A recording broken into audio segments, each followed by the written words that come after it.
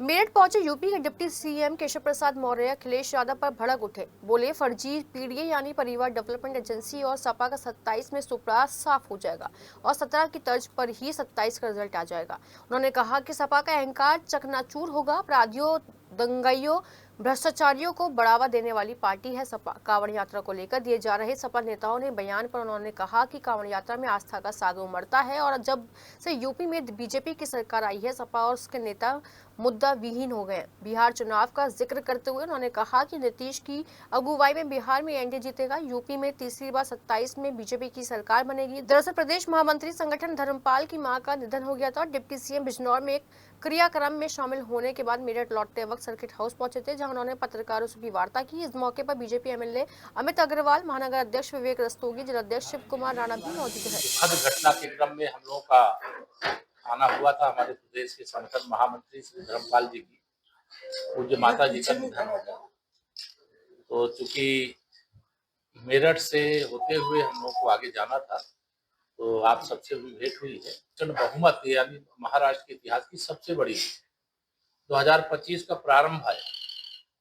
दिल्ली इस प्रदेश का चुनाव हुआ और 26 वर्ष बाद वहां भी भारतीय जनता पार्टी की सरकार बनी। अभी बिहार चुनाव होने जा रहे हैं। हम लोग बहुत बड़े बहुमत से वहां एनडीए से नीतीश कुमार जी की अगुवाई जीतने जा रहा है। 2027 में हम बता चुके हैं कि हम 2017 उत्तर प्रदेश में दोहराएंगे और समाजवादी पार्टी का सुपड़ा जो बड़ी बड़ी अहंकारपूर्ण बातें कर रहे हैं, बयान दे रहे हैं, उनका अहंकार चकनाचूर होगा। और जो फर्जी पीडीए, जो मैं लगातार कहता हूं कि पीडीए नहीं, ये परिवार डेवलपमेंट एजेंसी अपराधियों को, गुंडों को, माफियाओं को, दंगाइयों को, भ्रष्टाचारियों को बढ़ावा देने वाली पार्टी, और इसका कोई राजनीतिक भविष्य उत्तर प्रदेश में भय नहीं है।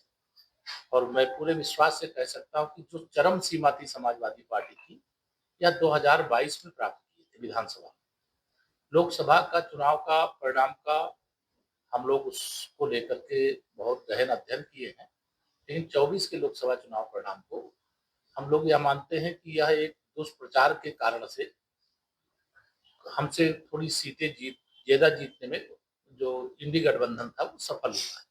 लेकिन उसका जवाब मैंने बताया कि जो विधानसभा चुनाव हुए, फिर उपचुनाव हुआ, उसमें इनको मिल गया है। इसलिए 2027 को लेकर के भारतीय जनता पार्टी के प्रति एक अच्छा वातावरण है और अच्छी विजय हम लोग 2017 जैसी फिर उत्तर प्रदेश में प्राप्त करेंगे, ऐसा हम विश्वास है। ये घटिया बयानबाजी करना जो लोग भी कर रहे हैं, चाहे वो समाजवादी पार्टी के कोई भी नेता हो, उनको इससे बाज आना चाहिए।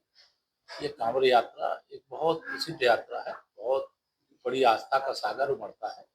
और जब से उत्तर प्रदेश में भारतीय जनता पार्टी की सरकार आई है, तो चाहे कांवड़ यात्रा हो, चाहे प्रयागराज कुंभ हो, चाहे अयोध्या में रामलला के विराजमान होने के बाद वहां दर्शन के लिए लोगों को जाना हो, चाहे बाबा विश्वनाथ जी का धाम काशी का हो, जो भी धार्मिक मेले हुए हैं, धार्मिक जो परंपरागत होते रहे, वो बहुत मुस्लिम त्योहार भी बहुत शांतिपूर्ण ढंग से संपन्न हुए हैं। लेकिन समाजवादी पार्टी और उससे जुड़े हुए नेताओं के पास कोई मुद्दा नहीं, जो मुद्दा विहीन होते हैं, इस प्रकार की हरकत करते हैं।